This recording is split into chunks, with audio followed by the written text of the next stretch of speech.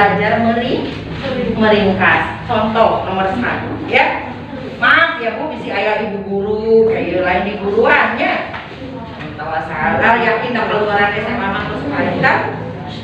Nisa sangat menyukai buah apel, sangat bisa mendapat nilai ulangan 100. Ayahnya memberinya 3 buah apel. Jika buah apel dimiliki ayah tersisa 4 buah, berarti apel yang diterima Nisa sebanyak titik-titik bagian. Ya. Dikumahakeun tah ka abusna pel sabaraha anu dieu teh. Lamun nilai 100, nah si Nisa teh dibere 3 buah apel. Jika buah apel yang dimiliki ayahnya berisi 4 buah, berarti apel yang diterima Nisa sebanyak mana? Ya? Nah, jadi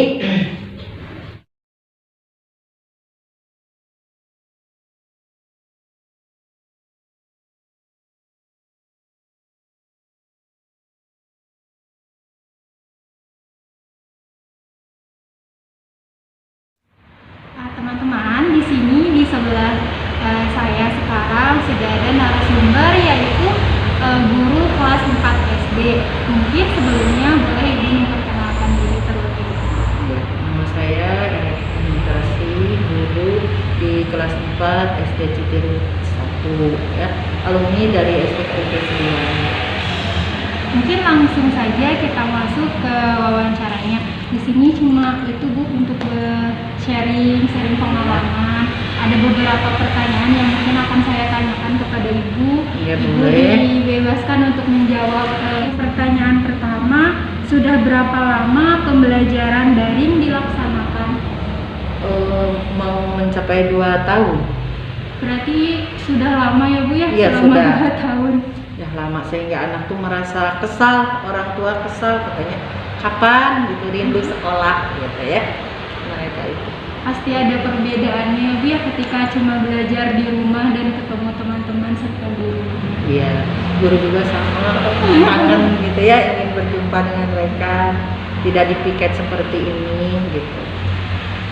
Selanjutnya, strategi pembelajaran seperti apa yang dilakukan guru dalam pembelajaran pada masa pandemi COVID seperti ini? Seharusnya luring dan daring ya, tapi kan kalau daring biasanya harus menggunakan HP. Kalau di sini enggak, dia namanya sama aja dengan tatap muka, tapi yang datang itu orang tuanya. Jadi tugas diberikan kepada orang tua, anak yang harus dibimbing oleh orang tua. Berarti sebagai penggantinya sekarang orang tua yang yang hadir. ya. Ya. Soalnya mungkin kalau di online juga kan di sini mah pasti banyak kendalanya ya, ada Iya. Sinyal, kuota dan lain sebagainya. Faktor utamanya tidak semua orang tua memiliki HP, walaupun Apa perbedaan paling signifikan yang Ibu rasakan ketika mengajar secara online dan mengajar secara langsung tatap muka? kalau secara online-nya kurang bebas ya, dimana menjelaskan hanya poin-poin tertentu, sedangkan kalau belajar tatap muka misalkan karena yang dihadapi itu anak ya, seperti sekarang kan orang tua, jadi kan menjelaskan itu luas dan bisa menyuruh anak tuh lari ke perpustakaan atau gimana ya, ambil dari sumber yang lain. Kalau sekarang kan wow gitu ya, bilangnya oh udah pusing gitu. Udah seminggu sekali. Iya, udah seminggu sekali, terus kok banyak. Padahal kalau mengingatkan aturan kurikulum ya tidak sama dengan yang dilakukan dengan aturan semasa pandemi gitu. Kalau pandemi Ibu sengaja untuk mempersingkat ya apa yang ada di buku tema itu, diambil poin-poin yang terpentingnya yang untuk sebagai bekal anak nanti di kelas berikutnya gitu. Menurut Ibu, tantangan terbesar yang dihadapi ketika mengajar secara online tanpa didukung tatap muka itu seperti apa? Tantangan utamanya yaitu merasa berdosa ya dalam memberikan nilai, karena nilai itu Ibu rasa tidak akurat apa yang diberikan kepada anak, apalagi kalau misalkan mengonlinekan ulangan harian, anak tuh dapat 100, terus kadang Ibu memahami apa yang dijawab oleh anak tidak mungkin sampai sebegitunya karena hasil dari Google gitu. Jadi kita tuh harus tetap melakukan misalkan luring bertemu dengan anak gitu supaya Ngetes langsung. ya tes langsung gitu. Jadi akurat lah gitu. Berarti banyak Kendala. kendalanya banyak sekali ya. Untuk pertanyaan yang terakhir, tolak ukur atau acuan yang Ibu gunakan untuk mengetahui bahwa siswa tersebut sudah memahami materi yang Ibu jelaskan. Dalam pelaksanaan tugas, hasil tulisan anak ya, kemudian dari jawaban anak yang semestinya hasil karya anak, bukan hasil Google gitu ya. Karena ya tulisan juga saya lebih memahami kalau tulisan anak istilahnya masih sandi rumput, tidak seperti orang-orang yang sudah di kelas berikutnya atau dewasa. Nah, memang ada anak yang satu atau dua yang ada kelebihan baik di dalam menulis atau di dalam wawancara gitu ya. Nah, ketika video call kan anak bisa misalkan, tapi kalau bertemu langsung kadang anak tidak bisa. Berarti sekarang mah sangat banyak tantangannya ya Bu, terus Iya. juga bingung antara misalkan Ibu untuk mengetahui mana sih anak yang udah ngerti dan tidak juga, berarti harus secara langsung. Iya.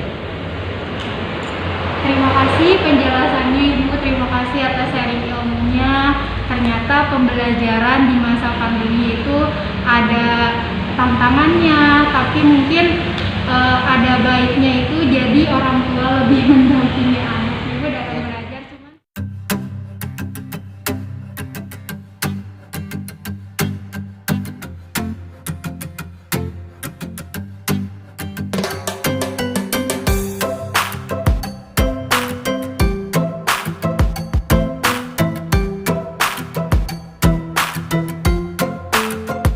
Assalamualaikum warahmatullahi wabarakatuh, teman-teman. Di sebelah saya sekarang ada beberapa guru dari PAUD yang pada masa pandemi ini melaksanakan pembelajaran secara tatap muka. Nah, di sini saya akan sedikit sharing Ibu bersama guru-guru, berbagi cerita seperti apa sih pembelajaran pada masa pandemi seperti ini. Pasti berbeda ya dengan sebelumnya. Nah, mungkin sebelumnya memperkenalkan diri terlebih dahulu. Halo, perkenalkan nama saya Widi Birhatia. Sudah 3 tahun lulusan sarjana hukum. Halo, assalamualaikum. Nama saya Indi Yuliana. Saya kerja di sini udah lama, paling tua ya di sini. Paling lama sekitar 10 tahun. Ya. Kita mempersingkat waktu, langsung saja ke beberapa pertanyaannya ya. Untuk yang pertama, selama masa pandemi apakah kegiatan pembelajaran dilakukan secara full tatap muka atau ada daring? Selama kegiatan pembelajaran PAUD ada darinya. Itu dilakukan KBM pertama pada awal pertama masuk 2 hari daring, 2 hari tatap muka. 2 hari daring, 2 hari tatap muka. Nah, kira-kira tantangan apa sih Bu yang Ibu temukan pada saat pembelajaran secara langsung dengan harus daring? Kalau secara online itu kadang-kadang orang tua tidak ada memiliki kendalanya ya, memiliki handphone itu pertama, kedua sinyal, ketiga tidak semua orang tua dengan keadaan seperti ekonomi gitu ya, ekonominya ada yang kurang dan ada yang kalau dalam pembelajaran susahnya itu ketika kita mau menerangkan kan kalau online itu hanya lihat basisnya aja, lihat apa yang kita sampaikan, cuman itu dari sebagai dari kata-kata saja kan, tapi tidak seutuhnya dengan video call atau video zoom gitu ya. Nah itu kendalanya di sana. Jadi kita kalau mau mengajarkan anak-anak secara daring itu susah untuk memperagakan. Ya istilahnya apa ya, terbatas, ada keterbatasan. Jadi fisik motorik juga terbatas. Ada keterbatasan gitu. Soalnya mungkin untuk PAUD sendiri itu beda ya tahapannya, kalau belum bisa mereka membayar. Kalau untuk PAUD kan sistem belajarnya lebih ke gerak dan menari gitu ya. Kalau misalkan sistem Berikutnya, apa yang menjadi alasan guru memilih untuk mengadakan pembelajaran secara tatap muka untuk saat ini? alasannya pertama kan tadi adanya kendala dari orang tua, terus kan karena di sini kesibukannya kebanyakan menjahit, jadi kadang ada anak yang emang ada jamnya, sesuai jamnya. Misalkan kalau sekolah jam 8, ada jam 8, ada ada yang orang tuanya mengajarkan malam, jadi tidak kondusif ya, tidak kondusif.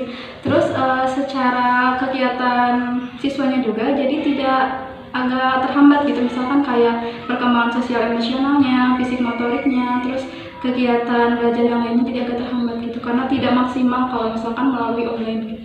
Berarti ada yang berbeda dengan strategi pembelajaran yang diterapkan dalam pembelajaran di masa pandemi ini. Ya, banyak sekali ya. Ya, betul kan? Strateginya tiba-tiba berubah ya, yang tadinya mau gini. Betul, sangat dirasakan. Pertama yang berubah paling kan pertama selalu ada kalender akademik ya. Biasanya kan selalu ada outing class, cooking class, kegiatan outdoor, terus kegiatan indoor. Sekarang agak dikurangi, terus agak bingung juga, apalagi masa PPKM kan biasanya ada outing class keluar, misalkan hal yang sederhana, misalkan naik mobil pemadam atau outing class yang lain. Karena kan lagi masa PPKM, jadi banyak kegiatan yang seharusnya berjalan jadi tidak berjalan.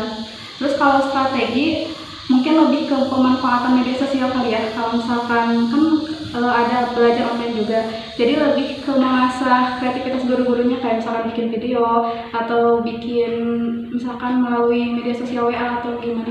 Karena kalau misalkan melalui Zoom tidak memungkinkan itu, tidak semua orang tua mengerti dengan akses Zoom itu gitu. Jadi lebih ke video di WA gitu aja. Berarti cara guru menjelaskan tentang protokol kesehatan kepada anak-anak PAUD yang tentu saja sedikit sulit ya.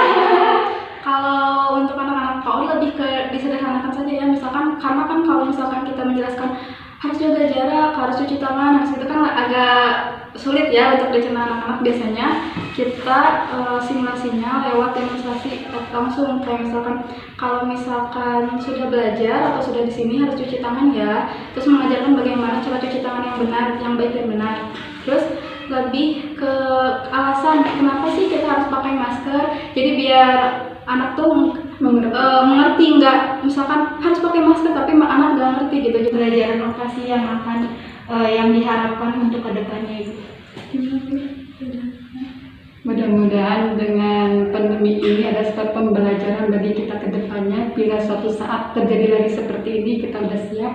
Dan kita juga sebagai pengajar mudah-mudahan lebih inovatif lagi. Jadi jangan hanya sekedar ada pandemi langsung kita kaget ya. Tetapi dengan kejadian ini terulang lagi ke depannya, mudah-mudahan jangan, kita udah siap untuk pembelajaran ke depannya.